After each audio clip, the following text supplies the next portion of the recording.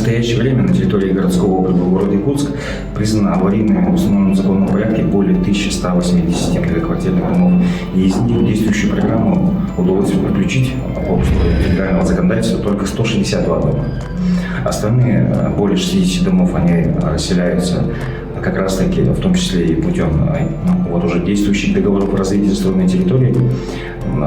Вот оставшееся количество домов, это 934 многоквартирных дома, к сожалению, сейчас в подвешенном состоянии, вынуждены ждать начала следующего этапа региональной программы, которая предварительно известно начнет действовать только после завершения текущей региональной программы.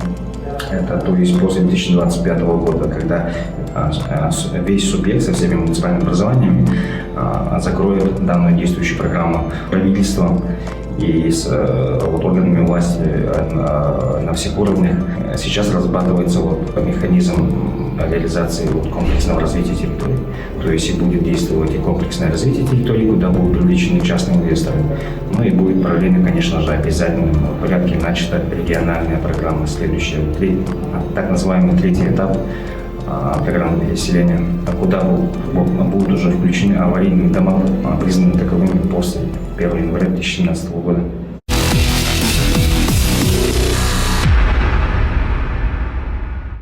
Здравствуйте!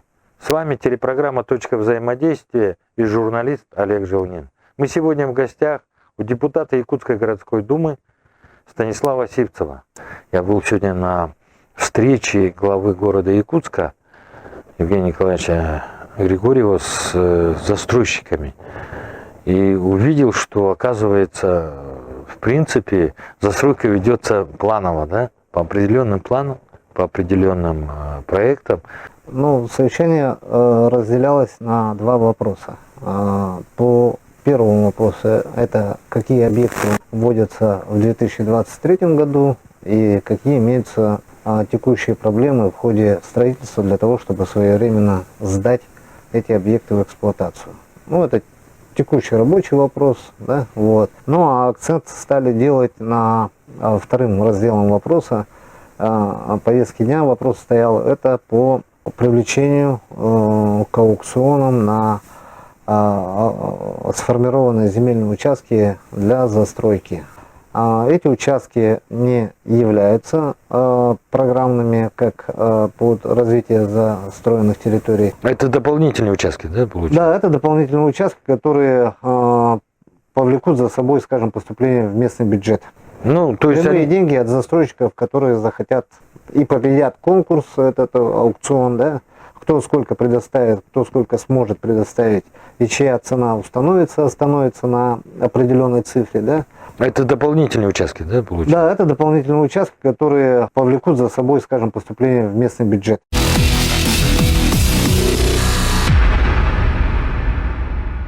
Надо сказать, что это совещание действительно очередное. Действительно, процесс строительства и подготовки к строительству в целом по развитию территорий – это, скажем, история, в которой вовлечены довольно большое количество разных участников, да, и на стадии взаимодействия действительно могут возникать определенные, скажем так, моменты, которые необходимо проговаривать, которые необходимо прорабатывать, и мы стараемся по текущим, по постановочным вопросам прорабатывать, чтобы потом в авральном режиме, скажем так, не решать какие-то нерешаемые задачи. Да. Стараемся доводить информацию по нашим планам по развитию территорий, активно планируем внедрять механизм комплексного развития территорий. Да. Уже, скажем так, первый аукцион на 53-й квартал у нас уже объявлен, у нас еще по планам стоит 55-й квартал, 63-й квартал, и вообще в целом по проработке, которая у нас сейчас ведется, да, еще порядка 5 кварталов мы планируем в целом по механизму КРТ реализовывать. Да.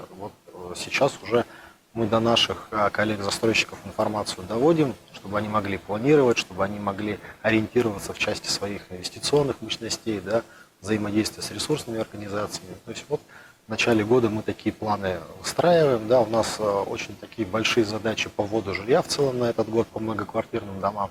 На сегодняшний день у нас 26 разрешений на строительство выдано, по которым планируется ввод в этом году.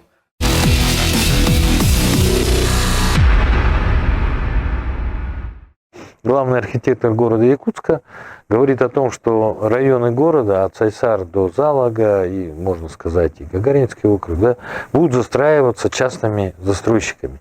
И вот здесь вот этот вопрос меня сильно заинтересовал, потому что частным застройщикам, которым вы являетесь, да, достаточно, очень сложно построить, как у нас говорят, быстро. Все зависит в зависимости от проекта. Вот.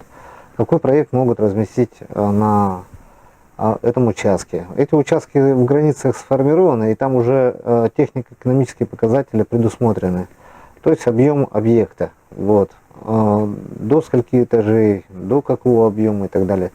И, соответственно, застройщик должен примерно для себя сопоставить и представить, какие проекты он может там реализовать. Вот.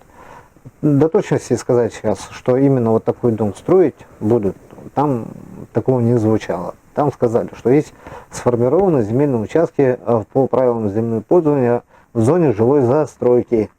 Вот. Есть зона жилой застройки Ж6.2, Ж6.3, Ж6 там среднеэтажная и многоэтажная. Вот эти участки предлагали. Это под аукцион. Вторая часть вообще вот аукционов, это сформированные земельные участки уже в территории города, на территории города, где находятся постройки, подлежащие сносу. То есть ветхое либо аварийное жилье. Это комплексное развитие территорий.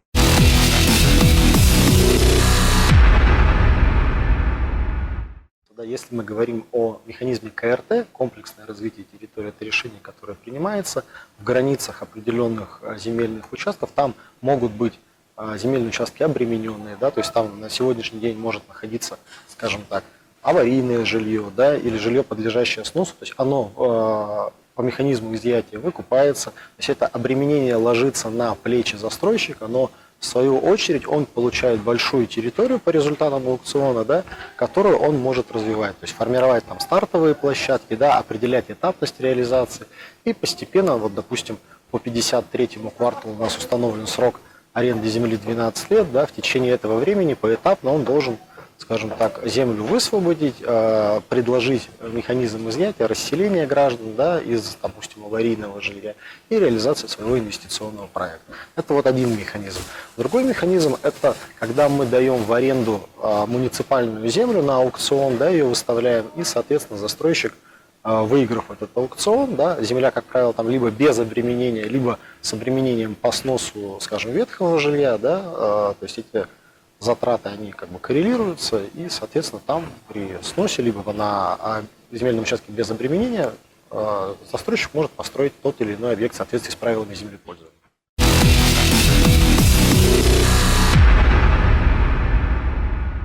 Вот вы были свидетелем последнего совещания нашего руководителя города с застройщиками, да, и там озвучили, скажем, о том, что подготовили 85-й квартал по комплексному развитию территорий. Вот. Но уже потихонечку склоняется о том, что нужно хоть как-то расселять с этих, как говорится, районов. Вот. Я считаю, что нужно это делать активнее. Есть мнение вот, Департамента жилищных отношений о том, что расселять они должны только с аварийного жилья, а с ветхого нет. Это как? Я говорю о том, что у них опыта нету. Почему? Потому что многие зачастую не знают, где какой район развивается, где какой район требует развития и так далее. Вот. Даже если вот взять коллег-депутатов, я сколько на комиссии говорю, я в градостроительной комиссии состою, давайте в план мероприятий составим вот так вот по округам, будем выезжать в эти наши тяжелые участки, где нужно расселять людей. Чтобы мы, депутаты, воочию увидели, как живут наши избиратели, вот, наши избиратели, которым нужно уделять нам в первую очередь депутатам, а потом будем спрашивать с окружной администрации. А в чем проблема? Организацию этих вопросов возлагать должны, соответственно, председатель на аппарат Якутской городской думы, а работа эта должна утверждаться председателем городской думы, и, соответственно, депутаты должны То есть идти по этому плану. комиссия хоть раз куда-нибудь ездила? Нет, конечно. А почему?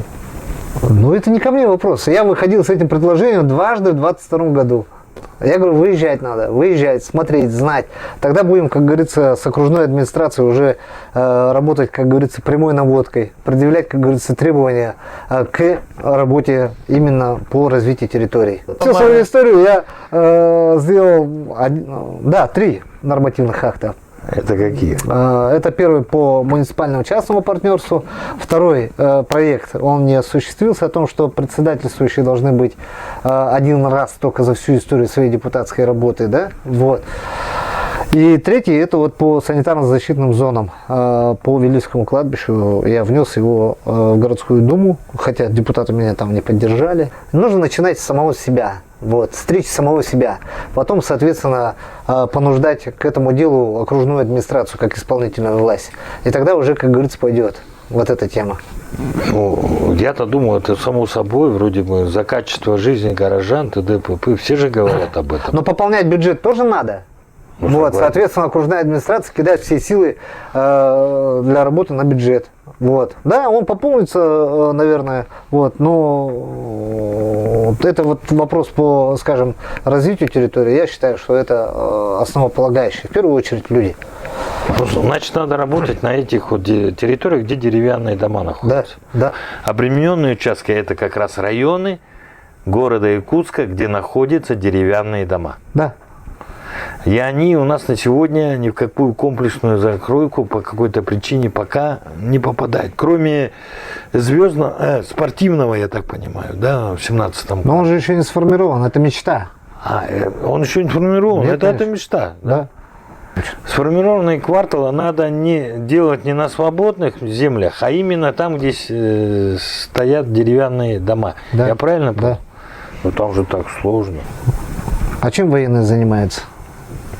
Защищают Родину, А строитель чем должен заниматься? строить, Что это делает? Развивает Родину? конечно. Значит, должны развивать ее. Развивать именно там, где живут люди, которым нужно помогать, на которых нужно уделять внимание, в которых должны вкладывать свои, как говорится, энергию, силу, деньги, вот, ум, профессионализм. Все свои лучшие качества строители должны вкладывать именно в развитие нашего населения, нашего города. И на сегодня мы строим город своей мечты. Так я его правильно скажу? Правильно. Но в данный момент город, самый лучший город на вечной мерзлоте. И оказывается, для этого надо все-таки подумать, какие усилия для этого надо сделать, и чтобы он строился быстро, и чтобы он не был мечтой, а стал реальностью.